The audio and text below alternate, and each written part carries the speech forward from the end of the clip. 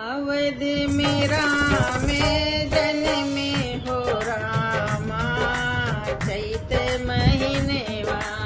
अवध में राम जन्मे हो रामा चैत महीनेवा।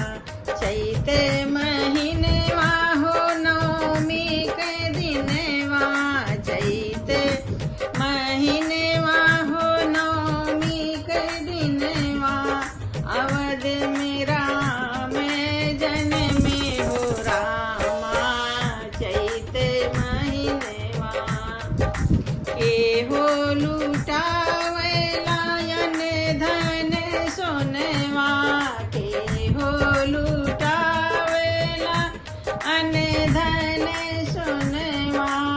केहो लुटावे खजनवा हो रामा चैत महीनेवा।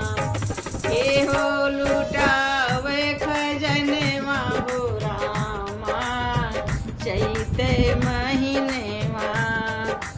अवध में राम जन्मे हो रामा चैत महीनेवा।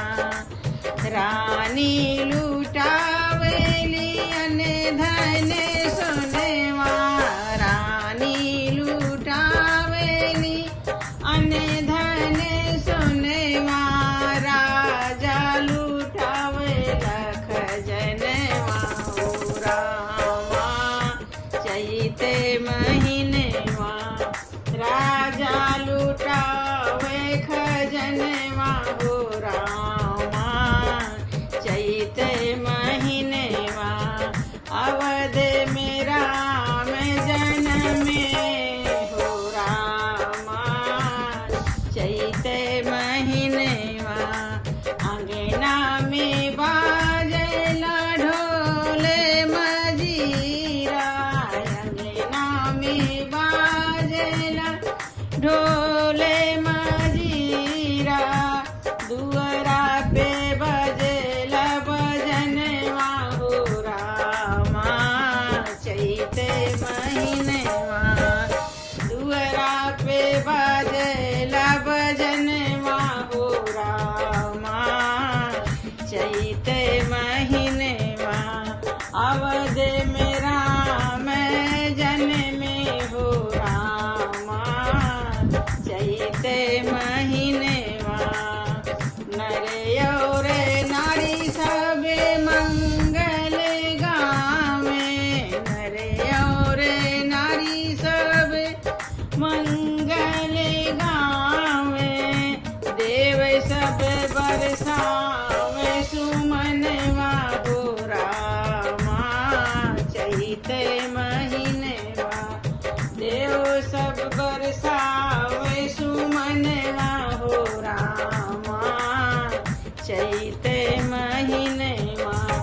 अवध में राम जन्मे हो रामा चैत महीनेवा।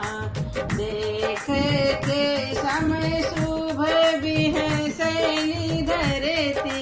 देख के समय शुभ बिहसैली धरती। हसैला पूरा गगनवा हो रामा चैत महीनेवा। हसैला पूरा गगनवा हो रामा चैत महीनेवा। अवध में राम जन्मे हो रामा चैत महीनेवा।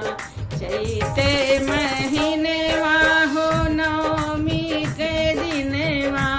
चैत महीनेवा हो नवमी के दिनवा। अवध में जन्मे है राम चैत महीनेवा। अवध में जन्मे है राम